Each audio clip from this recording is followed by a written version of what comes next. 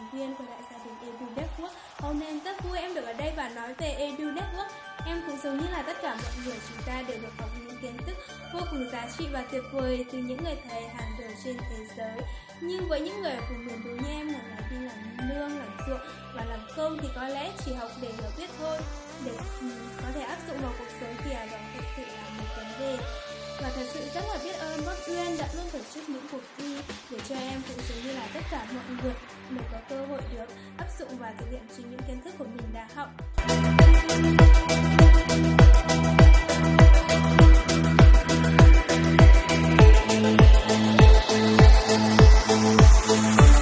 Ngày hôm nay đến với đấu trường Hùng Ưng, em xin giới thiệu về đội nhóm của mình. Đội nhóm mang tên Hờ Mông Đột Phá Edu Network, bao gồm có 10 thành viên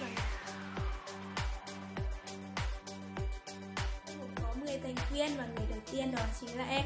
Họ tên đầy đủ của em là Mã Thị Liên, năm nay Liên 21 tuổi, hiện đang sinh sống tại huyện Hàm Yên của tỉnh Tuyên Quang. Công việc hiện tại của Liên đó là làm nông và phụ giúp cho gia đình. Sở thích của Liên đó là được đọc sách và đi đây đi đó học tập trải nghiệm những điều mới mẻ. Ước mơ của Liên đó là trở thành một nhà đầu tư, một người chia sẻ để chia sẻ những giá trị tuyệt vời nhất đến với tất cả mọi người. Và người thứ hai đó chính là anh Vàng Mỹ Bó, là đội trưởng. Và anh có năm nay 27 tuổi, quê ở Hà Giang. Công việc hiện tại của anh đó là làm nông nghiệp và phụ giúp cho gia đình. Sở thích của anh ấy đó là đi du lịch và khám phá. Bản thân anh có thích khám phá những điều mới mẻ để bản thân có thể vượt qua mọi thử thách. Ước mơ của anh có đó là trở thành một nhà đầu tư với mong muốn tạo công việc làm cho xã hội để người dân có được một cuộc sống hạnh phúc hơn. Và người thứ ba đó chính là chị Hờ Thị Trứ. Chị Trứ sinh năm 1985, quê ở Sơn La và chị ấy là giáo viên. Hiện tại chị ấy đang sinh sống và công tác tại trường phổ thông dân tộc bán trú Trung học cơ sở Tân Uyên của tỉnh Lai Châu. Sở thích của chị đó là nấu ăn và làm từ thiện. Ước mong muốn của chị ấy là được đi du lịch và khám phá nhiều cảnh đẹp trên thế giới. Và người thứ tư đó chính là anh Kháng A Trinh, năm nay 23 tuổi, quê ở Điện Biên. Công việc hiện tại của anh Trinh đó là làm công nhân ở thành phố Bắc Ninh. Sở thích của anh ấy đó là nghe nhạc, xem phim hiện đại và đặc biệt là nấu ăn cho gia đình. Ước mơ của anh Trinh đó là trở thành một doanh nhân bán hàng xuất sắc và đem lại nhiều sản phẩm hữu ích cho tất cả mọi người. Và người kế tiếp đó chính là bạn Khá A Sùng, sinh năm 99. Bạn ấy đang sinh sống và làm công nhân tại thành phố Hà Nội. Quê hương của Sùng ở huyện Lai Châu của tỉnh Hòa Bình.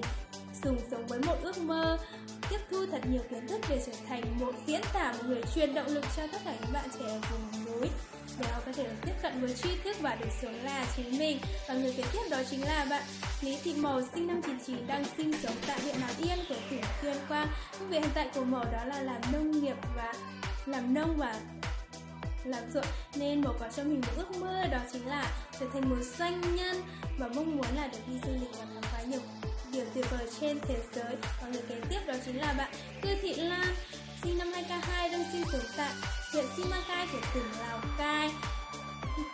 Ước mơ của Lan đó là kiếm được thật nhiều tiền để chăm lo cho gia đình và mong muốn được đi du lịch khắp nơi. Và người kế tiếp đó chính là bạn Sồng Thị Nư, sinh năm 2002, đang sinh sống tại huyện Sông Mã của tỉnh Sơn La. Ước mơ của Nu đó là đầu tư thật nhiều vào kiến thức để tạo thu nhập và chăm lo cho gia đình, mong muốn chia sẻ những giá trị, những tri thức đến với tất cả mọi người. Và sở thích của Nu đó chính là xem phim, nghe nhạc, đọc sách và kinh doanh online tại nhà. Và người thành viên kế tiếp của chúng tôi đó chính là bạn Vàng Thị Cua, sinh năm 2001, đang sinh sống tại huyện Mường Nhé, tỉnh Điện Biên. Và ước mơ của Cua đó là đầu tư vào kiến thức để tạo thu nhập chăm lo cho gia đình. Và sở thích của Cua đó chính là nấu ăn, đọc sách và kinh doanh online tại nhà. Và thành viên cuối cùng của chúng tôi đó chính là bạn Bùi Thị Cu, sinh năm 99, đang sinh sống tại huyện Mường Nhé của tỉnh Điện Biên. Công việc hiện tại của Cu đó chính là làm nông và phụ giúp cho gia đình. Ước mơ của Cu đó chính là kiếm được thật nhiều tiền để chăm lo cho gia đình. Sở thích của Cu đó chính là nấu ăn và kinh doanh online tại nhà. Đội nhóm mong đột phá Edu Network của chúng tôi mong muốn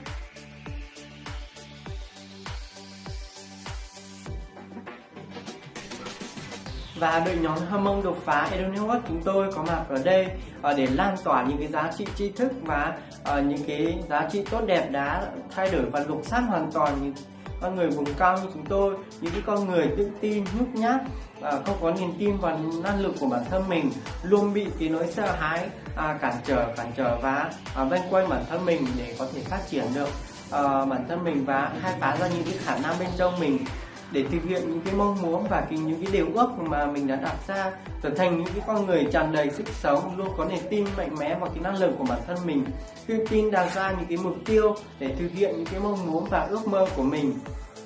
Bởi vì giá trị thực sự của cuộc sống chỉ có thể được tìm thấy trên những cái hành trình nỗ lực chinh phục và thực hiện ước mơ của mình.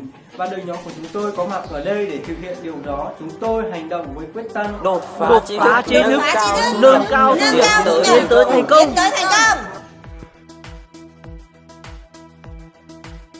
Chúng tôi hành động với quyết tâm đột phá tri thức, nâng cao tiến tới thành công.